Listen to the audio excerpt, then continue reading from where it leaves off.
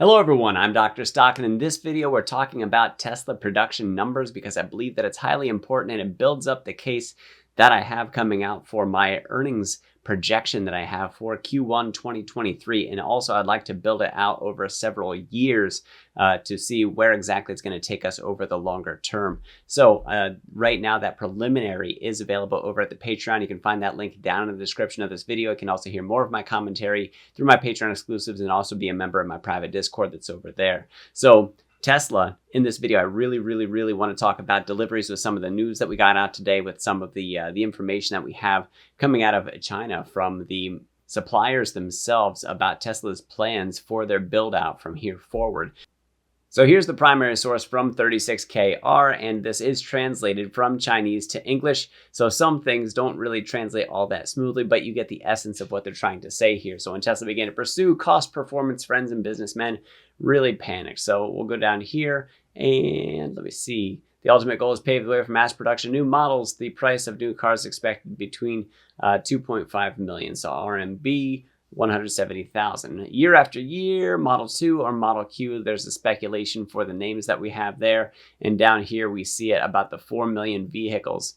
And I apologize for all the pop-ups. This is happening with the Google Translate feature that we have here that keeps popping up the translations over top of it. So these 4 million vehicles will be produced at Giga Texas, Giga Berlin, Shanghai, Giga Mexico, you name it. That these vehicles, they're going to be produced worldwide, and that's important. If you actually go down through here, it's funny that when it says moving towards low prices, Tesla's working on it, and they actually quote, so if you're not in education, you might not know, maybe you know it from maybe a general psych class in college or something like that. They actually quote Maslow's hierarchy of needs. And so if you go ahead and Google that, you'll get a pyramid picture that talks about the most foundational needs that a person has in their life. And then up through that is where you get to be the most self-actualized, where your best self is the easiest way to put it.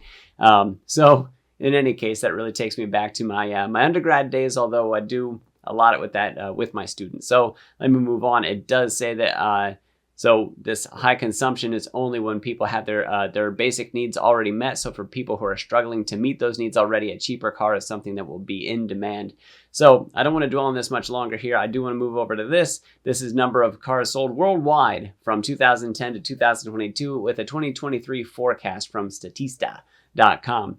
And it says 70.8 million vehicles is the world car market that's projected for 2023. And that's important because Tesla's trying to push for 20 million vehicles produced by 2030. So that takes up, that's about 28% market share, which is, I think GM is at the top with about 16% market share. So it's GM plus 3/4 more GM on top of that is the sort of market share that they're looking to capitalize. It's basically like taking two of the biggest that we have. It's GM, and I can't remember who's next, but it's about 15%. That's 31% between the two of them that would be in the lead for vehicle sales in the U.S. auto market, and those combined would be just 10% beyond what Tesla is aiming for. So that 20 million vehicles is really ambitious considering what the world market is for vehicles, and it is growing. The compound annual growth rate, the CAGR on that is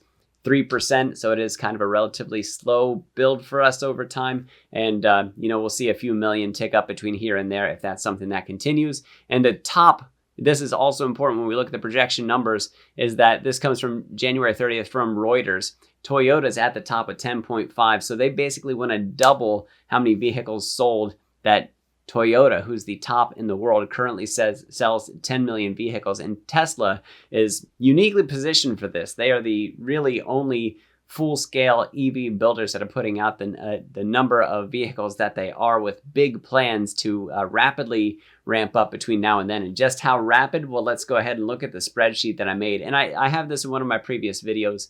Maybe you saw it, maybe you didn't. So some of these that you have in here, the 2022, that's an actual number, 2023, and these are production, not deliveries that we're looking at. So this would be right between production-wise, that would get us the 1.8 million vehicles that Elon talked about, still underneath that 2 million vehicles that he said would be possible if everything goes well. So being production, they can go ahead and produce. Demand's not really too much of an issue for production directly speaking anyway, although they definitely don't want to be producing vehicles there's not demand for. So they do want to keep demand strong, and that's a really good idea, even if they have to cut some price to do that, especially if they have the ambitious goal that they have. And that article from 36KR from China is right that bringing that cheaper vehicle is absolutely necessary if you're going to capture a large part of the car market. You just have to have a vehicle available at that, maybe we'll call it $25,000 mark that's gotten mentioned for EVs for at least the last decade, probably the last 15 years, that coming up with the cheap enough kilowatt hour battery. I think they used to say, I don't know if it was like 30 or 100 dollars per kilowatt hour or something like that, whatever was boasted back in the day. And between 2000 and 2010, that was talked about. I remember it being talked about when I was in my 20s, and here I am at 40 years old, and they're still talking about that $25,000 mass market EV, and Tesla is just on track to do it, and that's good, because if they're going to hit that 4 million, and that article doesn't necessarily say when, although I'd imagine it'd be landing somewhere between 2025, 2026, I think it'd have to hit 2027 by the latest to catch some of these numbers. So for these projection targets, in order to ramp up to 20 million vehicles per year, these are the projections that I made through this spreadsheet, through using a little bit of math. I am a math teacher by trade. So when we look at these, I calculated it out and figured out what it would have to be in order to land us right at 20 million vehicles. And this is the production path that it has to take. And you can see the annual increase that we need. So just going from 2023 up to 2024, they need 750,000 more vehicles. By 2025, they need 1 million more vehicles than they produced the year prior. So that's over 1 million. That's a big jump. And then they just really start scaling even higher from there. So this is not a linear ramp. This is most definitely an exponential ramp. Now, something else that's highly important. Look at this column, this gigawatt hours needed to produce these vehicles. Something that would really help them with vehicles that make less of a strain on the gigawatt hours needed. And this is a calculated amount from other estimates that are out there for how many vehicles that they can make per gigawatt hour. So that I discussed in my previous video on the Tesla delivery production projections, whatever it was that I called it on my channel. I did describe it back then. So when you look at these numbers, making an EV that uses less battery, that's less gigawatt hours per vehicle, which means they can make more vehicles with fewer gigawatt hours. That makes this much more manageable in order for scaling that up. And this is important. So the compound annual growth rate in production we need to see is 40% per year. And that's one of the things that has people so maybe a little bit upset that if we come in soft, if we early on in that curve miss that about 40% compound annual growth rate, coming in at 35 early on really puts extra strain down the road as you continue to compound over it. So that compounding is something that Tesla absolutely has to take very significant advantage of early on and be consistent throughout. And it really is a super ambitious thing. And they would be, if they make it to that 20 million vehicles not only produced but also delivered, that, like I said, it doubles what Toyota, who is the world champion right now, or the world leader, I should say, as far as vehicles sold in a single calendar year. In 2022, that was 10.5 million vehicles, and they're aiming for double that. So really taking the market by storm. And you can see why there's such excitement about the targets that they've hit so far. And you can understand why there would be people who are bearish out there on Tesla that still have these apprehensions about it. So one last thing about these production numbers, this gigawatt hour number that I have, and this is as of 2022, they only produce 37 gigawatt hours per year right now. And when you look at that, they need, for 2022, 91 gigawatt hours. In 2023, they need 128 of them. So this is something they still can't currently do alone, that they need help. And that's why they have CATL out of China, and why they continue to ramp up their 4680 batteries. So let me wrap this thing up, because I don't want it to go on too long on you.